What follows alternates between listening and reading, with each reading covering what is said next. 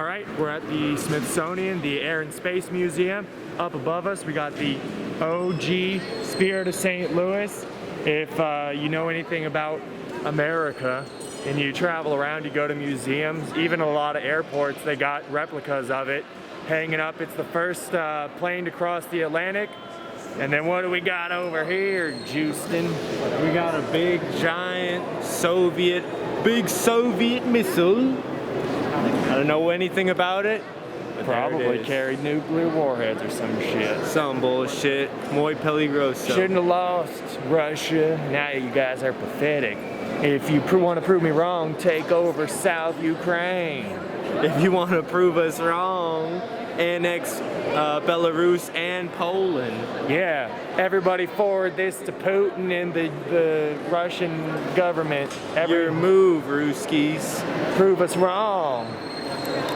So in this room we have the works of Wernher von Braun. It's like his personal collection. Everything from a V-2 rocket that the Nazis used to lob at the Allies to space rockets that were used by NASA after World War II. So you can thank Wernher von Braun, the Nazi genius, for everything in this room. Even those Soviet rockets over there. Especially. But yeah, to me it's really cool seeing the V1 and the V2 rockets. They used to rain hail, bring them hail down in London town. Any of you British people, you probably don't appreciate it too much when these things coming around. Yeah, this is really cool for me. I've never seen either of these in person, so I liked it a lot. Justin, tell us about fucking Coral, blah blah blah, Florida. Well, I would say that Cape Canaveral, the Kennedy Space Center, probably has more stuff specifically about the space program in America. This is going to be more about everything, you know. This is a more general thing, but if you're looking more specifically towards NASA stuff, then Cape Canaveral is where you want to go. But this is obviously bigger and more broad, so it's all about what you want. Soviet stuff, Soviet space stuff. Look at the Soviet stuff. CCCP. They even have a cosmonaut suit in here. Soviet. Everybody likes to talk about how bad the Americans were for using Nazi scientists. Somebody even drew devil horns on Wernher von Braun over there, but the Soviets were doing the exact same thing, using captured Nazi scientists for their space program. So can you really blame anybody? They were just trying to move forward. They were trying to march forward, the endless march of progress. Official life, just life stance. Nazis, not so bad. If you want to put shit into space, maybe ask a Nazi for help. Flew the Outer Banks of North Carolina on December 17, 1903. Now, there's a caveat there. They flew this airplane 4 times that day, the first being 120 feet, 12 seconds. After the 4th flight, 852 feet, they set it down. They said, it's 38 degrees, a 25-mile-an-hour wind, it's cold, let's take a break. While they were taking a break, the gusts of North Carolina wind came up and rolled this airplane over and broke it up. So it's December 17th, it's a week before Christmas, it's really cold, your 2-day train trip from home. They decided that let's pack it up and go home. So when they got home, a couple years later, they went they pulled this out of the storage shed, and it was going to be displayed in Philadelphia. So they put it back together. And some of the parts that had been broken when the airplane rolled over were replaced. Okay. So they were replaced by the Wrights with Wrights equipment, or their parts. So about 80% of what you see here is actually flew that day in December of 1903. Wow. But but this is it. I mean, what you see is 118 years old. And it's the first plane ever, right? Every airplane that you see in the sky today traces its lineage back to this airplane, 118 years ago. Here's a useless fact for you. This plane, the Spirit of St. Louis, first one crossed the Atlantic, flown by Charles Lindbergh. is the namesake of the St. Louis Airport, Lindbergh Field, because he was from St. Louis, kinda. Also, we just showed you probably the most important plane in history, and this one's pretty important too. Yeah. And that one next to it might be wrong, because some guy was just saying it to his kid, but he said that was the first plane to break the sound barrier. So maybe that's real important too. Now we just got to figure out that weird looking one over there. I don't know what that is. Something about space, probably. Space something something. Space planes. Space plane. Kerbal Space Planes. You guys play Kerbal Space Program? If you do, unsub right now. Yeah, I have to unsub too. The game's pretty good. I like it. On control to Major Tom. This is called Skylab something something. It's showing astronauts' conditions in the ocean, yeah. In the ocean? Do you ever feel like an astronaut in the ocean? Yeah. For me. I think this is probably what the conditions of the ISS were. But the ISS is done now, I think. I think it's over.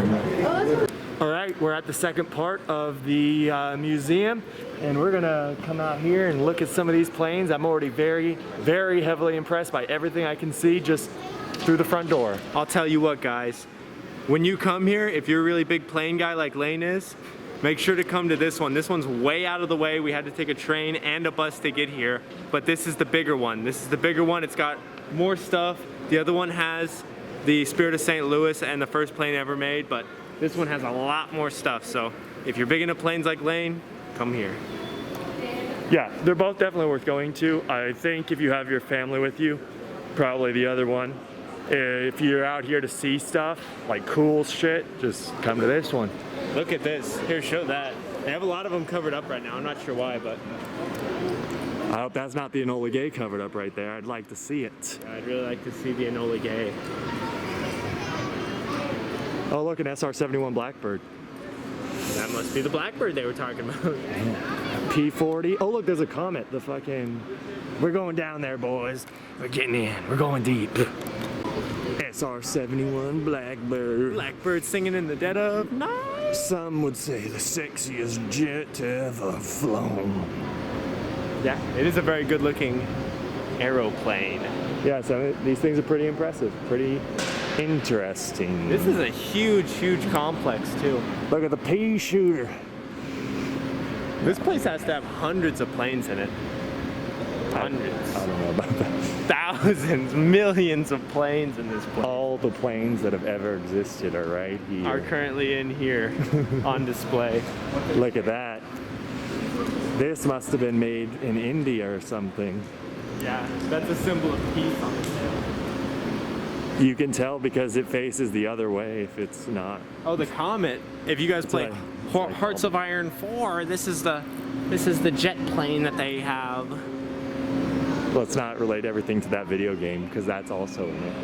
And so is that other one right there. Do you guys play Hoi 4? Tell us in the comments down below. And if you don't, look at that. Space stuff. This could all been space trash if it was up to Rushy. Well, I'll say this. This is the Discovery? Wait, didn't the Discovery can burn up? Apparently not. Looks like it's fine. Looks fine to me. Let's see which one burnt up. Challenger. Yeah, Challenger, yeah, you're right. So yeah, this is the actual Discovery. It went to space many times. Yeah, but what did it really discover? Why is Canada here? Get this out of here. Where has my country gone? Here we got the beautiful, sexy MiG-21. Next to its arch rival, the F-4 Phantom. The Vietnamese stopped the American invaders time and time again with these MiG-21s shooting these out. Obviously, the F-4 Phantom destroyed a lot more MiG-21s than it ever lost, but something went down to this. Most of the stuff that brought down American planes were just ground fire, though. What makes this your favorite plane right here? Sleek, sexy, mass-produced. They were everywhere.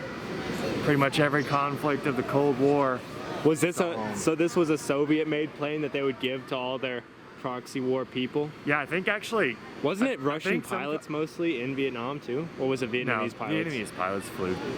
Yeah, I think a lot of countries still use these. I think like Egypt still uses them. I think there's a few other countries that still use them. Might even be some in Eastern Europe. Another question for Plane Lane.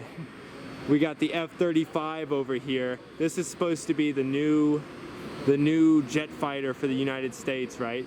I've been hearing a lot of problems with it because they made it they over-designed it is what I've been hearing. What do you think about that? Do you think that's true? I mean, I think it's a good plane. I think it's going to do its job really well. I think it's a good thing that we have it. We're modernizing. F-22 would have been better, but hey, it is what it is. I like this section of the museum though a lot because they have a lot of really new stuff. The F-35, they have the F-18 over there from the Blue Angels. Something that's pretty interesting about this plane is actually it's the only one in the entire museum that was there at Pearl Harbor. Hopefully we're gonna go see the Enola Gay and see what fixed the whole problem that started at Pearl Harbor. Like half these aircraft are covered up right now, unfortunately, but they got a really cool FW-190 right here. I'm into it. I'm about it. I'm actually a little bit upset if this is what I think it is. I believe that's actually the Enola Gay right there covered up, and I'd really like to see it because it's one of the most important aircraft of all time. They also have the P-47 right here. Really sexy boy. Sexy beast. Yeah, it definitely is going to be the Enola Gay, I think. That's really disappointing that we don't get to show you and we don't get to see it ourselves because it's really important. I mean, we can kind of, but it's not the full glory of the plane that ended World War II. Yeah, this is one of the planes that dropped a nuclear bomb on the Japaneses. The first nuclear bomb ever dropped on a human. There we go. Yep. Enola Gay, yeah. Here's the name for you guys. It's beautiful. It's so beautiful. It's a beautiful B-29. Too bad we can't recommission this baby and drop a few more. On who? Whoever needs them. I'm looking at you. Iceland, don't give us a reason. Don't give us a reason, Canada. Give us them western states. That's the Ju-52 though. The best aircraft of the entire human existence. The beautiful Ju-52 can do no wrong. This is the plane, the type of plane that brought Fallschirmjägers to Crete. This is what dropped paratroopers on Eben Amal. This is God's own aircraft. This is how God goes to heaven. Jesus rose in a Ju-52 on the third day after the resurrection. So right here we have Air France's Supersonic commercial airliner, which they discontinued because of the ridiculous cost expense, but I guess people just weren't flying enough. I don't know. The profit margins on commercial flights are pretty low already. So doing a supersonic luxury flight from like New York to London or New York to Paris, I'd assume if it was Air France, just wasn't financially feasible. I think one of them crashed too. Well, that would definitely not be good for customer confidence. I think it was when they were already like scheduled to be canceled though. So they were all filled up because everybody wanted to be on the last few flights. They wanted to try it out before it was gone. I personally think it's really, really cool though. It's a cool concept, and I think in the future it'll probably become more of a realistic thing to do. Especially if Elon Musk has anything to say about it. He's our Lord and Savior. They have some pretty early model helicopters here. I think the first people to ever use helicopters in a military setting actually was the Germans. In World War II, they used them as artillery lifts for mountain artillery. Look at that over there. Another weird helicopter concept. Very lightweight, ridiculous helicopter. I wouldn't want to fucking fly in that thing. That's ridiculous. It doesn't have an engine though. I don't know if it would normally. Bicycle powered. I don't think that's possible. Somebody got the RPMs up. You gotta. Maybe if you put Lance Armstrong in there, maybe you could get it going. I don't know. Back when he was on fucking testosterone and steroids and shit. Maybe. Oh look, this is from the West Virginia Air National Guard. That one's from Cars. That one's a Cars This plane. is the guy from Cars. Hey, we met Lightning McQueen. Yeah. And now we met this guy. Whatever his name is. So, more covered up stuff, but they got the P-38. That's what we used to assassinate Admiral Yamamoto. That's right. And over here you have the Hawker Hurricane, one of the heroes of the Battle of Britain. God save the Queen. May she live another eternity. We got the Sopwith Camel, the hard-hitting mainstay of the Allied forces World War I, taking down them Fokkers and them other German company planes. All right, well, I can say that going through this, I learned a lot, especially with playing Lane over here telling me facts the whole time. It was a pretty good experience. Like I said, the two museums are very, very separate, so either get yourself a car, rent a car, or learn the trains, because that's pretty complicated. But definitely recommend coming here. If you like the video, let us know. Don't forget to like and subscribe. Play now.